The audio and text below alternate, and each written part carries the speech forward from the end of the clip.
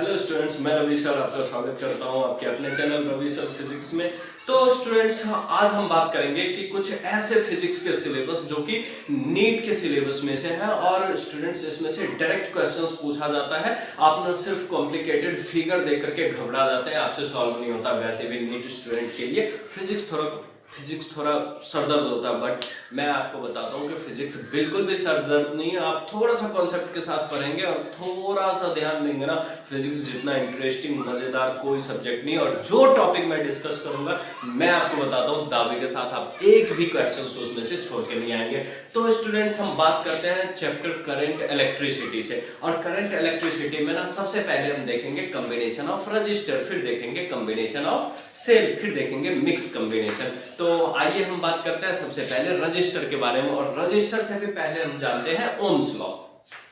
तो students, Ohm's law आपको पता है कि किसी भी कंडक्टर में से जो करंट फ्लो होता है ना, वो उस कंडक्टर वायर के दोनों एंड के पोटेंशियल डिफरेंस के डायरेक्टली प्रोपोर्शनल होता है। मींस जो वायर है ना, उस वायर के क्रॉस जो भी आपने बैटरी लगाया हुआ है, तो बैटरी का दो टर्मिनल मींस उसके बीच का पोटेंशियल डिफरेंस वो डायरेक्टली प्रोपोर्शनल होता है। उसमें जो करंट फ्लो होता है उसके मींस अगर आप ज्यादा वोल्टेज का बैटरी लगाते हैं, मींस पोटेंशियल डिफरेंस ज्यादा होता है तो करंट फ्लो ज्यादा होगा। अगर आप बैटरी कम पोटेंशियल डिफरेंस का लगाते हैं तो उसमें से जो करंट फ्लो होगा वो उसका वैल्यू कम होगा। यही होता है आपका ओम्स लॉ। तो देखिए क्या कहता है, current flowing through the conductor is directly proportional to the potential difference across it. Means v directly proportional होता है I के। मींस अगर v का वैल्यू आप इंक्रीज करते हैं तो I का वैल्यू भी इंक्रीज होता है। अगर आप पोटेंशियल डिफरेंस को डिक्रीज करते हैं, कम करते हैं, तो I का भी वैल्यू कम होता है। तो इस दोनों में जो रिलेशन होता है ना, वही होता है आपका ओम्स लॉ। और ये रिलेशन होता है डायरेक्टली प्रोपोर्शनल का। तो देखिए क्या होता है v। अब यहाँ पे डायरेक्टली प्रोपोर्शनल का सिंबल आप हटाते हैं तो आपको पता है कि प्रोपोर्शनैलिटी कांस्टेंट लगाते हैं, और यहाँ पे प्रोपोर्शनैलिटी कांस्टेंट होता है r। तो आपका हो जाएगा v equal to I R. और r क्या होता है? r आपका प्रोपोर्शनैलिटी कांस्टेंट होता है, जिसको आप कह सकते हैं रेजिस्टेंस। कह सकते नहीं बल्कि कहना पड़ेगा, यही r होता है रेजिस्टेंस। तो ये रेजिस्टेंस का काम क्या होता है ना, बेसिकली रेजिस्टेंस का काम होता है आपके सर्किट में, आपके कंडक्टर में करंट फ्लो का अपोज करना। मींस वो करंट को इजीली फ्लो नहीं होने देगा। तो देखिए, ये रेजिस्टेंस के वजह से आपका कोई भी डिवाइस हीट होता है, कोई भी इलेक्ट्रिकल डिवाइस जब वो आप उसको यूज में लाते हैं तो वो जो हीट होता है ना, तो वो रेजिस्टेंस के वजह से होता है। वो करंट फ्लो का अपोज करता है तो एनर्जी कन्वर्ट होता है, इलेक्ट्रिकल एनर्जी कन्वर्ट होता है हीट एनर्जी में। ये है कॉन्सेप्ट। तो ये है रेजिस्टेंस जो कि करंट फ्लो का अपोज करता है। तो देखिए, जैसा कि v equal to I R मिला तो r इक्वल टू हो जाएगा v अपॉन आई। ये है फार्मूला आपका रेजिस्टेंस के लिए। अगर हम बात कर रहे हैं रेजिस्टेंस किस किस चीज पर डिपेंड करता है सर्किट में, तो वो सर्किट में डिपेंड करता है कंडक्टर के लेंथ और क्रॉस सेक्शनल एरिया पर। कैसे? तो ये जो रेजिस्टेंस होता है ना, कंडक्टर के लेंथ के डायरेक्टली प्रोपोर्शनल होता है। ठीक है, जितना लंबा होगा ना रेजिस्टेंस का वैल्यू उतना ज्यादा होगा। मींस लेंथ बढ़ाते जाएंगे, रेजिस्टेंस का वैल्यू बढ़ता जाएगा। और area of cross section, area of cross section बोले तो क्या, उसका मोटाई। जैसे ये वाला हिस्सा, ये इसका लेंथ है, और ये वाला हिस्सा इसका क्रॉस सेक्शनल एरिया। ये जितना बढ़ेगा ना रेजिस्टेंस का वैल्यू उतना घटेगा। Means inversely proportional. अगर एक इंक्रीज होता है तो दूसरा डिक्रीज होता है। ये होता है इनवर्सली प्रोपोर्शनल। तो r इनवर्सली प्रोपोर्शनल होगा किसके? Area of cross section. उसको रिप्रेजेंट करेंगे 1 अपॉन a। इस तरह से मिलता है इक्वेशन 1 और इक्वेशन 2। और जब इक्वेशन 1 2 को कंबाइंड फॉर्म में लिखेंगे तो r directly proportional l upon a हो जाएगा। फिर से आपको पता है प्रोपोर्शनैलिटी कांस्टेंट लगाते हैं कब? जब प्रोपोर्शनल का सिंबल हटाते हैं। और सिंबल हटाने के साथ आपको मिलता है कांस्टेंट, इसको बोलते हैं रो। और ये रो जो होता है ना, आपका जिस मटेरियल का बात कर रहे हैं उस मटेरियल का होता है रेजिस्टिविटी। ठीक है, ये उसका बताता है रेजिस्टिविटी। मींस उसका उस मटेरियल का प्रॉपर्टी बताता है। तो ये हो गया आपका रेजिस्टेंस। तो रेजिस्टेंस आपने क्या समझा कि रेजिस्टेंस जो कि किसी भी कंडक्टर में करंट फ्लो का अपोज करे वही होता है रजिस्टर। तो देखिए, रजिस्टर आपका बेशक हार्मफुल हो सकता है, वो हीट एनर्जी में कन्वर्ट करता है, लेकिन कभी कभी जब ना ज्यादा अमाउंट में करंट आपके सर्किट में से फ्लो होने लगता है तो रेजिस्टेंस की वजह से आपका डिवाइस बर्न होने से से बचता है।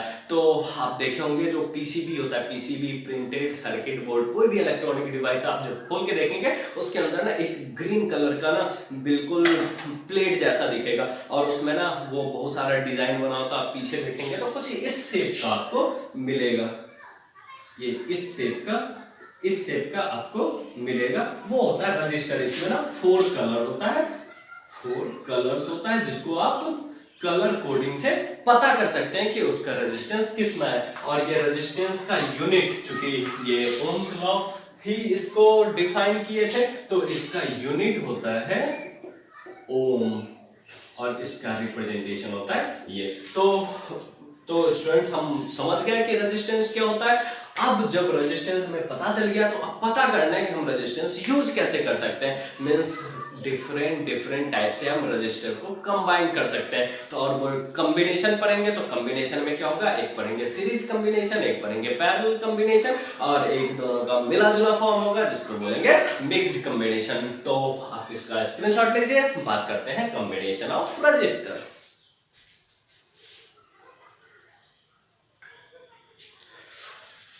चलिए तो बात करते हैं कॉम्बिनेशन ऑफ रजिस्टर। तो मैंने बताया आपको कॉम्बिनेशन ऑफ रजिस्टर 2 टाइप का, एक सीरीज कॉम्बिनेशन, दूसरा पैरेलल कॉम्बिनेशन और मिक्स्ड हम देखेंगे न्यूमेरिकल्स में, ठीक है। तो सीरीज कॉम्बिनेशन और पैरेलल कॉम्बिनेशन से पहले हम समझेंगे रजिस्टर। तो देखिए रजिस्टर आपने पढ़ा, रजिस्टर क्या होता है कि रजिस्टेंस ना जो कि करंट के फ्लो में अपोज करता है। तो एक रजिस्टर होता है, रजिस्टर का देखिए ये होता है सिंबॉलिक रिप्रेजेंटेशन, ठीक है, ऐसा कुछ होता है। तो अब इसको कंबाइन करने के लिए मेरे पास एक से ज्यादा रजिस्टर होना चाहिए। तो देखिए हमने कुछ रजिस्टर लिया है R1 R2 R3, R1 R2 R3 R इसका रिप्रेजेंटेशन है, R1 R2 R3 इसको हमने नाम दे दिया। तो चलिए इसका ना देख लेते हैं, ये पूरा का पूरा ना ये इसका हेड साइड है और ये इसका टेल साइड है, ठीक है। तो हेड और टेल है, तो इसको ना कैसे सीरीज में कनेक्ट करना है और कैसे पैरेलल में कनेक्ट करना है ये देखते हैं। तो सीरीज में कनेक्ट करने के लिए आपको क्या करना होता है, पहला जो है हेड टेल, अब दूसरे का हेड पहले के टेल से कनेक्ट करेंगे, मींस इसको इसके साथ कनेक्ट कर देंगे, फिर इसका हेड इसके टेल के साथ कनेक्ट कर देंगे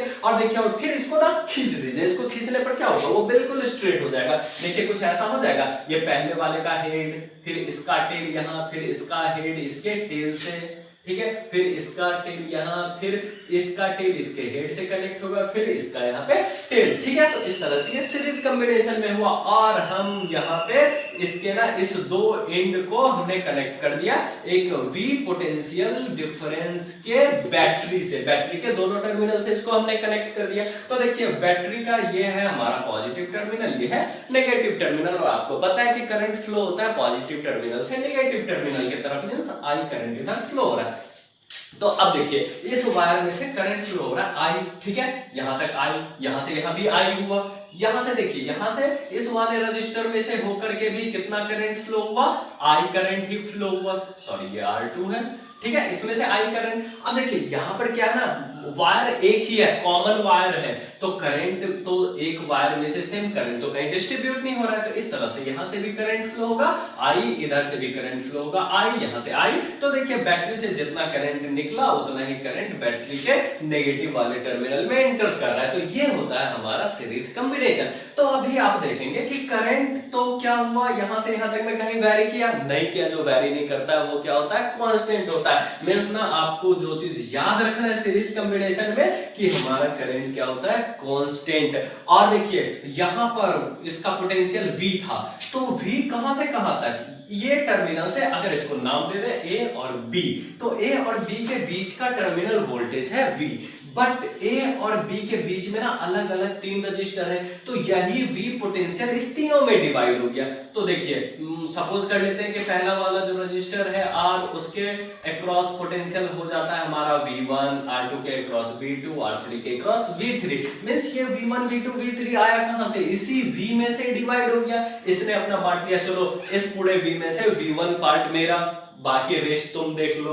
तो फिर रेस्ट में से ये बोला कि V2 मेरा, रेस्ट तुम देख लो, रेस्ट जो बचा V3 इसको मिल गया। इसका मतलब क्या, V1 V2 V3 को अगर हम क्या करें, कंबाइन करें, तो किसके इक्वल होगा, V के इक्वल। तो बस आपको ध्यान रखना है कि इसमें क्या कांस्टेंट है और क्या वेरिएबल है। और आपको दिख रहा है कि I कहीं भी चेंज नहीं हो रहा है, मींस I कांस्टेंट है और V चेंज हो रहा है। V ना यहाँ पार्ट पार्ट में बट रहा है, तो V आपका है वेरिएबल। तो देखिए ये यही मैंने लिखा है कि करंट कांस्टेंट है और वोल्टेज वेरिएबल है। तो अब देखिए जो वेरिएबल है उसका फॉर्मूला अभी आपने पढ़ा है कि I डायरेक्टली प्रोपोर्शनल होता था V, तो V directly proportional, V equal to हो जाता था RI। इसका मतलब V इक्वल टू IR, पढ़ा था ना ओम्स लॉ में। तो देखिए, तो हम क्या करते हैं इस V के लिए, और यहाँ पर ना इस V को पता है कि ये पूरा R ना एक इक्विवेलेंट है, इसको ये नहीं पता कि तीन अलग अलग, इसको लगता है कि एक ही रजिस्टर्ड है, और हमको भी क्या करना है, इस तीन के इक्विवेलेंट एक रजिस्टर लेना है।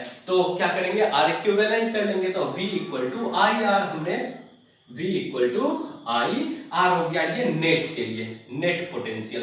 बट ये पोटेंशियल डिवाइड हुआ है V1 V2 V3 में। तो देखिए, तो V1 के लिए क्या हो जाएगा, V इक्वल टू IR, तो यहां से करंट जा रहा I और रेजिस्टेंस है R1, तो V1 इक्वल टू हो जाएगा IR1। यहाँ V2 के लिए करंट तो है I और रेजिस्टेंस है R2, तो IR2। V3 के लिए करंट है I, रेजिस्टेंस है R3, तो V3 इक्वल टू हो जाएगा IR3। और हमने बताया कि यही V डिवाइड हुआ V1 V2 V3 में, इसका मतलब V1 plus V2 plus V3 किसके इक्वल, V के इक्वल। तो देखिए and net potential V equal to V1 plus V2 plus V3। अब सारा वैल्यू उठा के यहाँ पुट कर लेना है।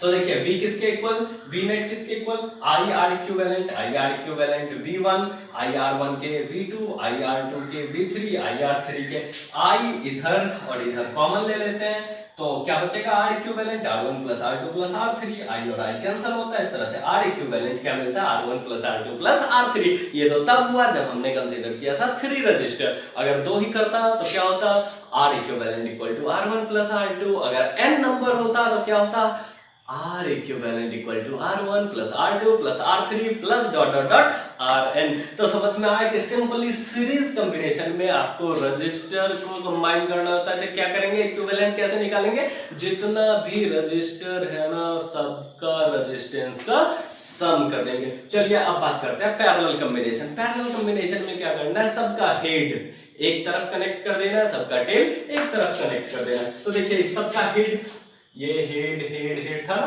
सबका हेड एक साथ कनेक्ट कर दिया, सबका टेल एक साथ, इसको नाम दे दीजिए A, इसको दे दीजिए B। अब इस दो टर्मिनल को हम एक V पोटेंशियल के बैटरी के साथ कनेक्ट कर देंगे। तो पॉजिटिव टर्मिनल को A के साथ, नेगेटिव टर्मिनल को B के साथ। आपको पता है करंट किधर से फ्लो होता है, पॉजिटिव से नेगेटिव टर्मिनल। तो चलिए यहाँ पे करंट मिल रहा है I निकला, I गया। अब देखिए यहाँ जाते ही I को मिल रहा है 3 अलग अलग रास्ता। अब कौन सा रास्ता वो चूज करेगा, सपोज करिए ये करंट नहीं है, करंट ही है, बट ना वाटर करंट है, पानी बह रहा है, और ये ना पाइप है। तो क्या पानी एक ही पाइप में से निकलता है, तीनों में डिस्ट्रीब्यूट होता है, तीनों में होता है ना, तो बस वही हाल करंट का भी है। तो करंट भी तीनों कंडक्टर में से पास करेगा।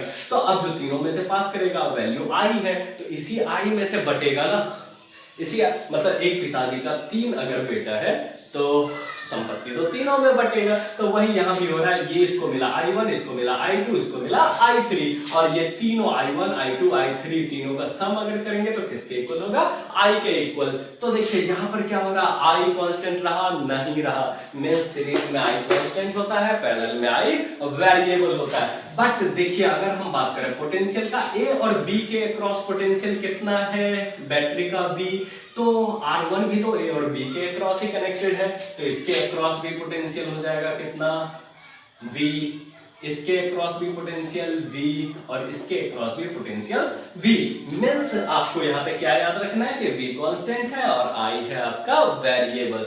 चलिए तो इस तरह से आपको मिल गया वेरिएबल। तो अब किसका फार्मूला लेना है, वेरिएबल टर्म का। तो देखिए क्या था, V इक्वल टू IR, तो I इक्वल टू क्या हो जाएगा, V बाय R। अब ये फार्मूला लेना है, तो यहाँ पर I नेट, जो I नेट होगा किसके इक्वल होगा, V अपॉन R इक्विवेलेंट के। अब देखिए उसी तरह I1 I2 I3 के लिए ले लेंगे, तो I1 इक्वल टू क्या हो जाएगा, या इसके अलोंग पोटेंशियल कितना V, और रेजिस्टेंस कितना R1, तो V by R1, I2 V by R2, I3 V by R3 मिला ना। और फिर से नेट करंट I ही डिस्ट्रीब्यूट हुआ I1 I2 I3 में, तो I equal to I1 plus I2 plus I3, सारा वैल्यू पुट करना है, फिर V कॉमन ले लेंगे तो R इक्विवेलेंट इक्वल टू हो जाएगा 1 upon R1 plus 1 upon R2 plus 1 upon R3। तो देखिए इस तरह से 1 अपॉन R इक्विवेलेंट क्या मिल रहा है, 1 upon R1 plus 1 upon R2 means 1 upon R equivalent, जितना भी रजिस्टर है पैरेलल में सबका रेसिप्रोकल का सम हो जाएगा। ठीक है, अगर ये दो ही रहता तो 1 upon R1 plus 1 upon R2 होता, अगर n नंबर तक होता तो dot dot dot 1 upon R1 तक होता है। ठीक है, तो आई थिंक आपको अच्छे से समझ में आया होगा। चलिए इसी में ना अगर हम बात करते हैं कि हमारे पास अगर दो ही रजिस्टर है तो दोनों आपको सॉल्व करना भी इजी रहेगा न्यूमेरिकल्स में भी। तो देखिए सपोज करिए आपके पास रजिस्टर दो ही है, तो इक्विवेलेंट क्या हो जाएगा, 1 upon R equivalent equal to 1 upon R1 plus 1 upon R2, और कर लीजिए 1 upon R equivalent equal to LCM R1 R2, यहाँ ऊपर हो जाएगा R2 प्लस R1। अब देखिए इसका रेसिप्रोकल ले लीजिए, R इक्विवेलेंट ऊपर चला जाएगा, तो R इक्विवेलेंट इक्वल टू हो जाएगा R1 R2 upon R2 plus R1। ये फॉर्मूला अगर आप ध्यान में रखेंगे ना तो न्यूमेरिकल बहुत इजीली सॉल्व होगा। कैसे, देखिए सपोज करिए आपके पास ना दो रजिस्टर है,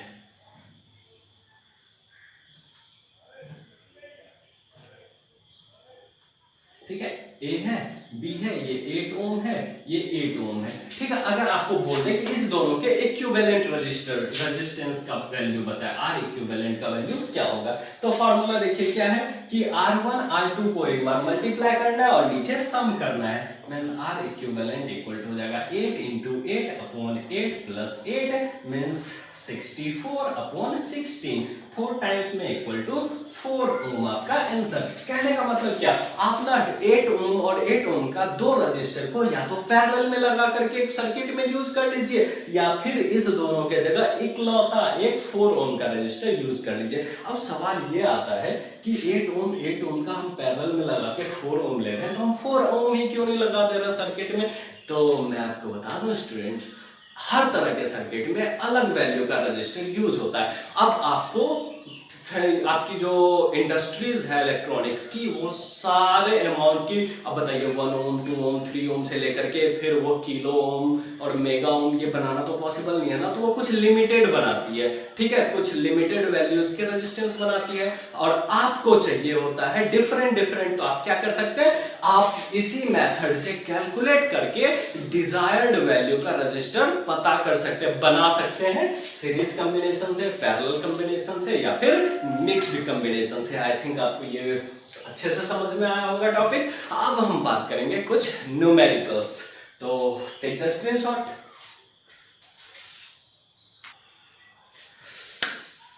तो आइए देखते हैं न्यूमेरिकल। तो आपके पास ना ये न्यूमेरिकल एक सर्किट दिया हुआ है, जिसमें देखिए एक 72 वोल्ट का बैटरी लगा हुआ है, यहाँ पे एक 6 किलो ओम का रजिस्टर लगा हुआ है, यहाँ पे 3 किलो ओम 4 और 2। तो ये देखिए ये जो है ना आपका मिक्स्ड कॉम्बिनेशन है, मिक्स्ड बिकॉज इसमें सीरीज भी है और इसमें पैरेलल भी है। तो सवाल ये आता है कि हम पहचानेंगे कैसे कौन सा सीरीज कॉम्बिनेशन कौन सा पैरेलल कॉम्बिनेशन। वहां तो देख लिया था हेड टेल, बट यहाँ पे तो कुछ अजीब जैसा है, ये तो कुछ भी नहीं है स्टूडेंट्स। अभी ना इतना कॉम्प्लिकेटेड सर्किट्स मिलेगा ना आपको कि बिल्कुल मजा आ जाएगा। तो देखिए इसमें करना क्या, अपना सीधा समझिए कि जो ना आप सीरीज में आपने क्या लिखा था, बिल्कुल स्ट्रेट लाइन में जो भी कनेक्ट होगा, मींस एक सिंगल लाइन में, तो जो एक सिंगल लाइन में जो भी रजिस्टर होगा वो सीरीज में होगा। तो देख लीजिए सिंगल लाइन में कौन सा है जिसको क्या कहीं से कोई ब्रांच कोई जंक्शन नहीं मिला है। तो देखिए यहां से लेकर के यहां तक में, यहां से लेकर के यहां तक में कोई ब्रांच नहीं मिला है ना, लेकिन यहां पर देखिए यहां से ना हम ऐसे कर लेते हैं कि यहां से करंट निकला मेरा I, ठीक है, यहां तक I, बट इधर चला जाएगा और इधर वही I डिवाइड हो जाएगा ना, इधर हो जाएगा I1 और इधर हो जाएगा I2। तो यहां देखिए ये I1 है और यहां पर भी I1 है और यहां पर भी I1 और यहां से आता है I2। देखिए यहां से I ही आपका इक्वल हुआ I1 प्लस I2 के, फिर I1 और I2 मिलकर के इधर बना देगा आई। समझ में आया? तो देखिए यहां से यहां तक में आपका करंट डिवाइड नहीं हुआ ना, करंट क्या है, यहां से यहां तक में कांस्टेंट, और जहां करंट कांस्टेंट होता है वो होता है सीरीज। तो आपका 4 किलो ओम और 2 किलो ओम किस में है, सीरीज में, तो ये दोनों है आपका सीरीज। तो आर इक्विवेलेंट क्या होता है सीरीज में, R1 प्लस R2। तो इस दोनों के इक्विवेलेंट हमको मिल जाएगा 4 किलो ओम, आर इक्विवेलेंट मिल जाएगा 4 kilo ohm plus 2 kilo ohm equal to 6 kilo ohm. अब देखिए इस दो के जगह मुझे एक मिल गया, तो ना हम फिगर को बढ़ा लेते हैं। तो देखिए इस दो के जगह एक हम 6 किलो ओम का लगा सकते हैं, 6 किलो ओम का रजिस्टर। अब यहाँ पे ये बचा 3 किलो ओम, ये वाला 3 किलो ओम, और इधर है ये 6 किलो ओम, और यहाँ पे है हमारा बैटरी 72 वोल्ट। यही है ना। अब देख लीजिए कि यहां से आई गया, इधर गया I1, इधर गया I2, मींस ये दोनों, अब देख लीजिए, देखने से ही क्या लग रहा है पैरेलल में I1 I2, मींस यहाँ पे वोल्टेज कांस्टेंट होगा। ये जो है ना, ये दोनों एक ही टर्मिनल से, ये भी इसी से कनेक्टेड है और ये भी इसी से कनेक्टेड है, मींस वोल्टेज कांस्टेंट आई यहाँ पे वैरी करता है, तो मींस ये दोनों पैरेलल। तो पैरेलल में 1/R इक्विवेलेंट होता है 1/R1 प्लस 1/R2, या फिर मैंने बताया था R इक्विवेलेंट क्या होता है, R1 into R2/R1 plus R2, एक ही बात है, मैंने बताया था। देखिए अभी यहाँ 3 किलो ओम और 6 किलो ओम, तो सॉल्व करेंगे, R इक्विवेलेंट इक्वल टू क्या हो जाएगा, 3 इंटू 6/3 प्लस 6, 18/9, 2 टाइम्स में equal to 2 kilo ohm. Means इस दोनों को हटा करके अब हम एक रजिस्टर लगा सकते हैं 2 किलो ओम का। तो देखिए इस दोनों को हटा के एक रजिस्टर लगा लीजिए 2 किलो ओम, 2 किलो ओम। अब यहाँ पे बचा सिर्फ एक 6 किलो ओम का, और यहाँ पर 72 वोल्ट का बैटरी लगाया। अब देखिए यहां से जो करंट जाएगा आई, यहाँ भी आई, यहाँ भी आई, मींस आई अब कांस्टेंट हो गया। अब क्या वेरिएबल होगा, V, मींस आई जब कांस्टेंट होता है तो सीरीज कॉम्बिनेशन, तो R इक्विवेलेंट हो जाएगा R1 plus R2, R1 6 plus 2 equal to 8 kilo ohm. तो इस तरह से 8 किलो ओम आपका मिल गया इक्विवेलेंट रजिस्टर। मींस अगर इसको आप सॉल्व करेंगे तो सिर्फ ऐसा कंडीशन बचेगा कि इसके इक्विवेलेंट एक रजिस्टर लगेगा 8 किलो ओम का, और ये 72 वोल्ट का बैटरी है, और इसमें से करंट फ्लो हो रहा है आई। और इस तरह से आप सर्किट में, तो देखिए यहां तक मिल गया, R इक्विवेलेंट मिल गया। अब R इक्विवेलेंट कितना मिल गया, 8 किलो ओम, और हमारे पास ना पोटेंशियल डिफरेंस है 72, तो इस तरह से हम करंट का वैल्यू फाइंड आउट कर सकते हैं। तो करंट I इक्वल टू क्या हो जाएगा, V/R। आप पढ़ चुके हैं, तो यहाँ पर देखिए V का वैल्यू कितना है 72, और R का वैल्यू है 8 किलो ओम, और इस तरह से आप इसको काटेंगे तो 9 टाइम्स में, तो इक्वल टू 9 एम्पियर। मींस अगर बात करें कि इस सर्किट में नेट करंट कितना फ्लो होगा, तो वो 9 ampere. This is the value of net current flowing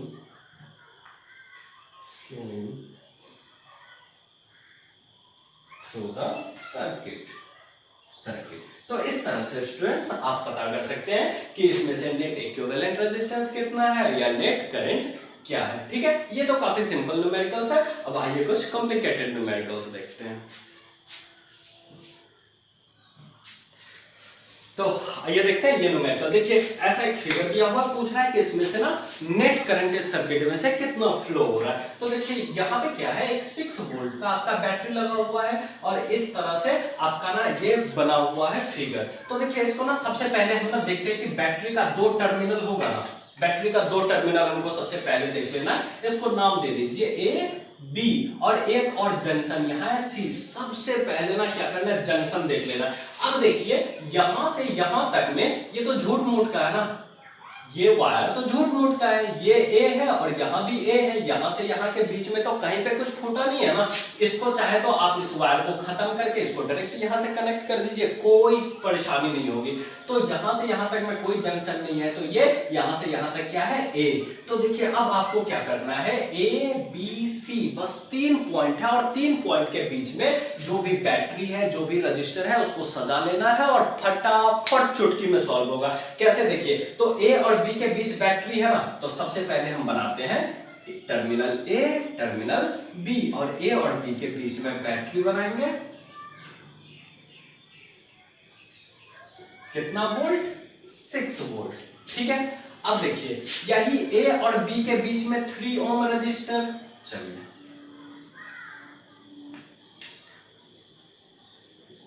3 ohm resistor, देखिए इसका काम खत्म, इसका काम खत्म, ये तो हमने बना लिया ना, ऐसा ही कनेक्ट है, ये भी ए है, ये भी ए है, तो ए से बी के बीच और ए से बी के बीच बैटरी और ए से बी के बीच हमने ये रजिस्टर बना लिया। अब देखिए ए से बी के बीच ये 2 रजिस्टर है, तो ए से बी के बीच आते हैं 2 रजिस्टर लेकर के, ठीक है, और ये पॉइंट बीच में आता है सी। तो देखिए ए से सी आ रहा है 6 ओम, 6 ओम। देखिए ए से सी आया, फिर सी से बी आएंगे, सी से बी आएंगे कितना 1.5 ओम आ गया ना। अब कहां से कहां, ए से सी आना है 2 ओम। ए देखिए ए, ये भी पॉइंट ए ही है, ये भी पॉइंट ए ही है, ये बी है, ये भी बी ही है। अब क्या करना है, ए से आना है सी 2 ओम,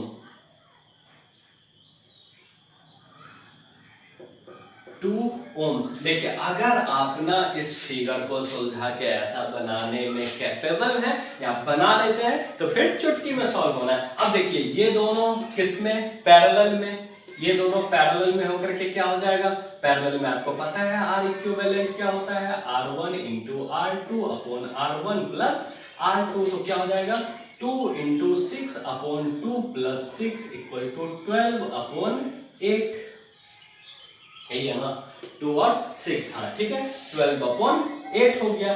ठीक है, अब इस दोनों के इक्विवेलेंट में हमें मिल जाएगा क्या, देख लीजिए, इस दोनों के इक्विवेलेंट में एक रजिस्टर हम बना देंगे 12 अपॉन 8 ओम का, ये पॉइंट है आपका सी, फिर यहां लगाएंगे 1.5 ओम का, फिर देखिए यहां से यहां है 3 ओम और फिर नीचे बैटरी 6 वोल्ट। अब ये दोनों सीरीज में है ना, तो सीरीज में आर सीरीज, सीरीज में क्या हो जाएगा 1.5 प्लस 12 अपॉन 8, एलसीएम ले लीजिए 8, 12 प्लस 12 और करेंगे 24 अपॉन 8, 3 टाइम्स में इक्वल टू 3 ओम। मींस इस दोनों के इक्विवेलेंट एक मिल जाएगा 3 ओम। अब देखिए फिर से इस दोनों के इक्विवेलेंट हो जाएगा 3 ओम। अब इसके नीचे भी है कितना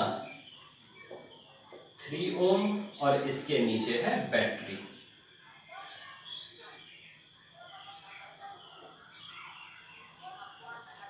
कितना 6 वोल्ट है ना, ये है आपका B और ये है A B है। अब देखिए ये दोनों 3 ओम किस में, ये इसका 3 ओम, ये इसका 3, ये दोनों अब पैरेलल में, फिर पैरेलल में RP इक्वल टू होता है R1 into R2 upon R1 plus R2, तो देखिए क्या हो जाएगा 3 इंटू 3 अपॉन 3 प्लस 3 9 अपॉन 6 हो जाएगा ना, 9 अपॉन 6, ये पैरेलल हो गया।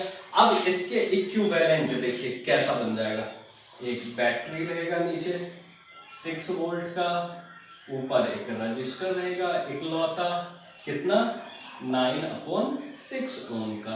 तो अब यहाँ पे आप करंट का वैल्यू निकाल सकते हैं, I इक्वल टू होता है V बाय R, तो V कितना 6 अपॉन 9 बाय 6 और करेंगे 6 इंटू 6 अपॉन 9, 36 अपॉन 9, 4 टाइम्स में इक्वल टू 4 एम्पियर आपका आंसर। देखिए 4 एम्पियर है, ये वाला ऑप्शन आपका सही है।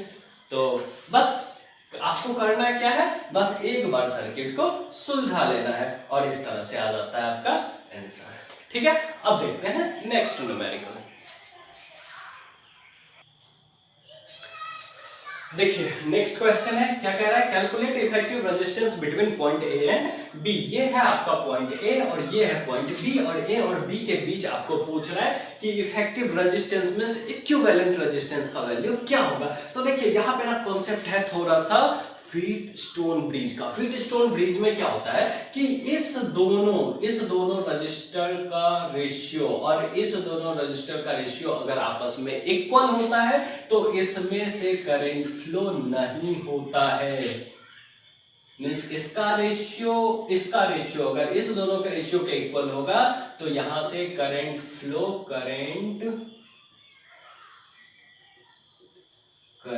Will not flow. कहां से? व्हीट स्टोन ब्रिज कॉन्सेप्ट से।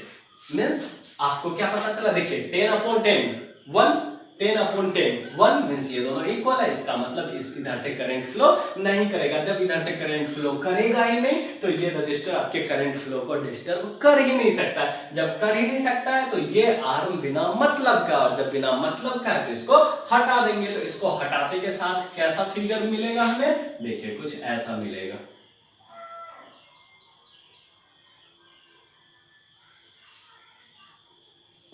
ये हो जाएगा ए और ये हो जाएगा बी। 10 ओम 10 ओम 10 ओम 10 ओम होगा ना।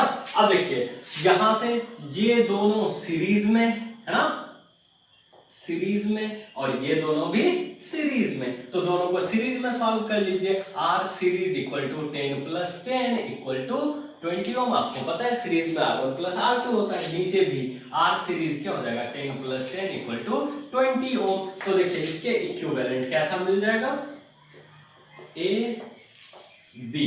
देखिए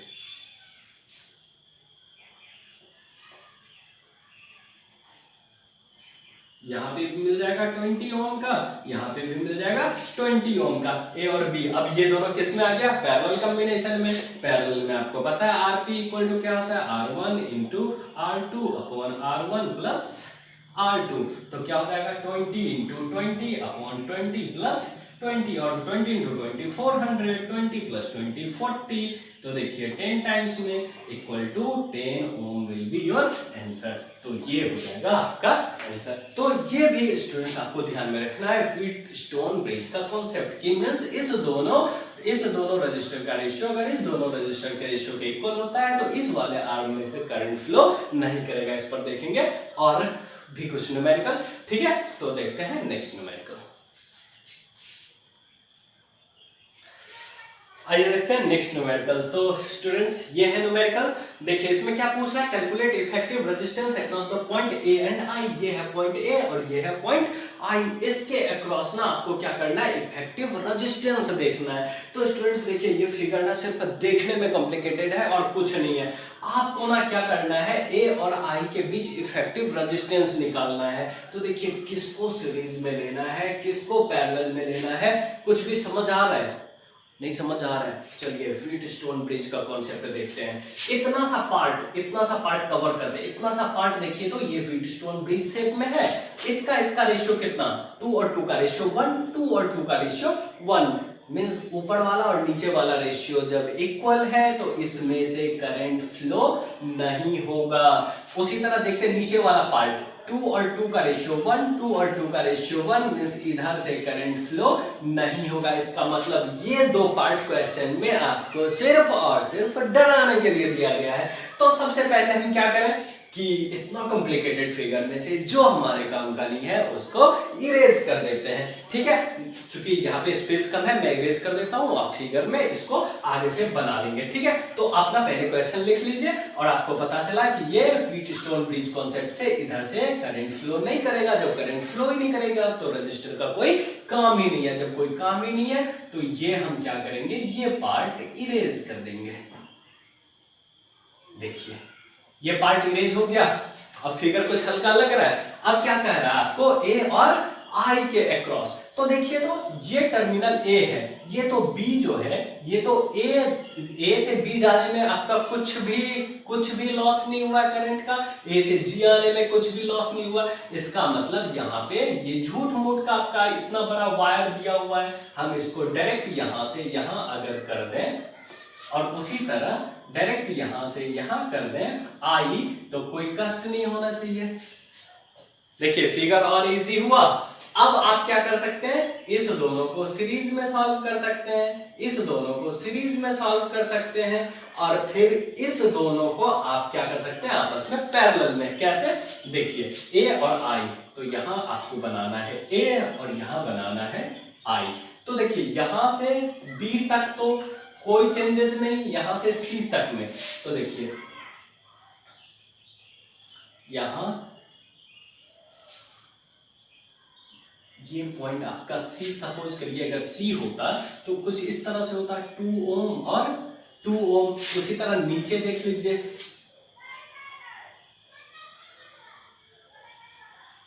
देखिए ये वाला पार्ट का काम खत्म।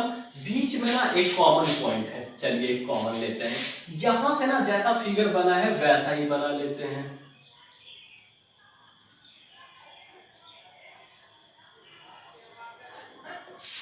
फिर यहां से देखिए,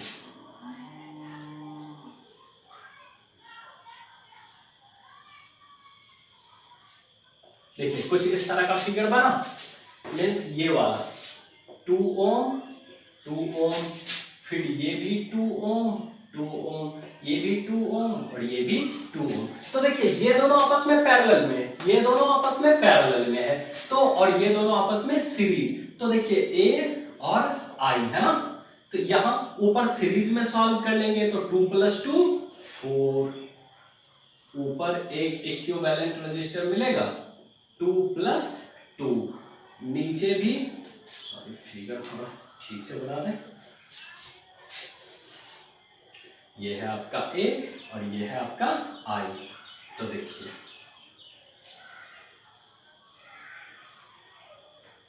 ये जो आपका बना है सीरीज में, ये दोनों 2 + 2 = 4 ओम। उसी तरह नीचे वाला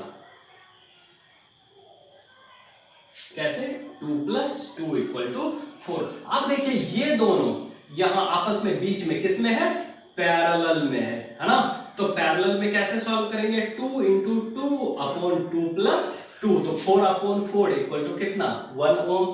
उसी तरह ये दोनों पैरेलल में है, तो पैरेलल में फिर से इक्विवेलेंट क्या हो जाएगा, 2 × 2 / 2 + 2 = 4/4 = 1 ओम। मीन्स ये 1 ओम, ये 1 ओम, ऊपर 4 ओम। तो देखिए फिर से ए और आई के बीच इक्विवेलेंट बना लेते हैं।